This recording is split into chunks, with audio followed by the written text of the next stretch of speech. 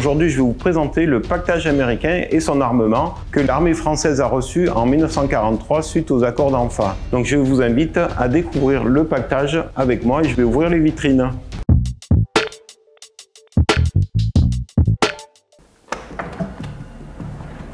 Il y a le célèbre casque américain, le casque USM-1. Donc c'était vraiment une nouveauté pour l'époque, parce qu'en fait c'est un casque qui est en deux parties. C'est le casque multi-usage, parce qu'on le voit régulièrement souvent, effectivement, avec de l'eau, et ça vous sert à faire votre toilette, vous raser, ça sert un peu de tout.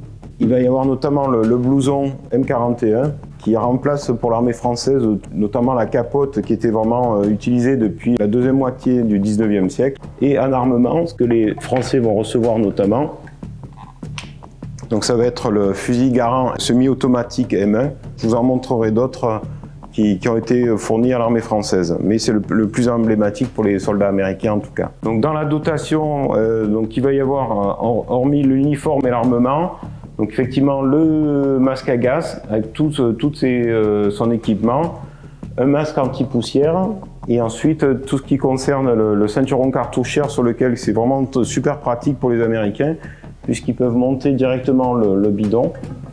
Donc là vous avez les pansements comme ça qui sont en boîte, là où les Français ont encore quelque chose en tissu.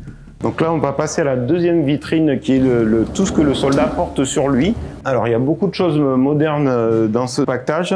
Donc vous avez les fameuses rations K. Vous aviez un petit déjeuner, un déjeuner et un dîner en 3 rations. La trousse de toilette dans laquelle vous allez retrouver le blaireau pour se raser, brosse à dents, tout est fait pour l'hygiène du soldat. La poudre pour les pieds, pour avoir toujours les pieds bien au sec. Des poudres contre tout ce qui est parasites, puces notamment.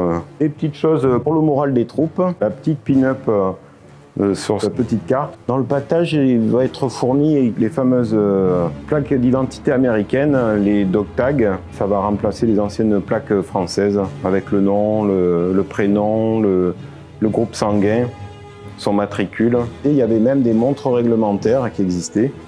Ça, c'est une marque Bulova. Donc c'est vraiment la typique avec son petit bracelet en toile.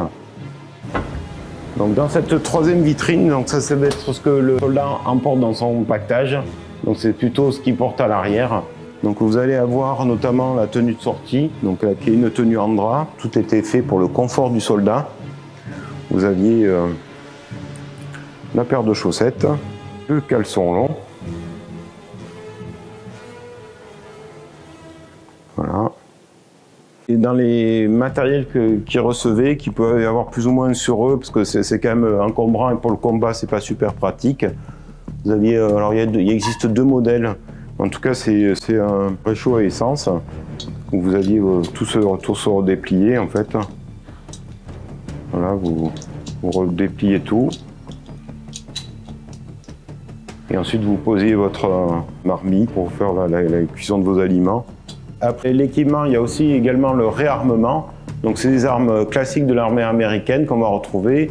Donc comme le fusil Garand que je vous ai montré, les fusils Springfield, les US-17, les fameuses carabines USM-1 et un MM1A1 à crosse pliante, le pistolet que tout le monde connaît en 11-43, le fameux Colt, dit Colt 45, même si c'est pas que la firme Colt qui le fait.